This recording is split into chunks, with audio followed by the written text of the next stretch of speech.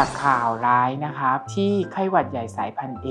ทำให้น้องอายุขวบกว่าเสียชีวิตจากภาวะสมองบวมและสมองตายนะครับจากข่าวนี้นะครับหมอก็ขอแสดงความเสียใจกับครอบครัวนะครับเป็นอันดับแรกและหมอขอถอดบทเรียนจากไข้หวัดใหญ่นะครับว่าข้อที่1ไข้หวัดยังเป็นสิ่งที่เราห้ามนิ่งนอนใจหรือชะล่าใจนะครับเวลาที่เรามีอาการของไข้หวัดและถ้าอาการเนี่ยไข้สูงเกิน48ชั่วโมงมีอาการหอบเหนื่อยหายใจไม่อิ่มหรือว่าไอหนักไม่ทุเลาลงนะครับจำเป็นจะต้องมาพบแพทย์เพื่อตรวจแยกว่าไข้หวัดนั้นเนี่ยเป็นไข้หวัดธรรมดาหรือเป็นไข้หวัดรุนแรงเพื่อให้การรักษาอย่างทันท่วงทีหรือรับยาต้านและสำหรับไข้หวัดใหญ่สายพันธุ์ A นะครับรวมทั้งสายพันธุ์ B ปัจจุบันเรามีวัคซีนที่ประสิทธิภาพสูงมากซึ่งหมอขอแนะนำการฉีดวัคซีนไข้หวัดใหญ่ปีละ1ครั้งนะครับโดยสามารถเลือกฉีดทั้งแบบ3สายพันธุ์หรือ4สายพันธุ์ก็ได้ซึ่งในเอเชียเราเนี่ยไม่มีสายพันธุ์ยามากาตะซึ่งบรรจุใน4สายพันธุ์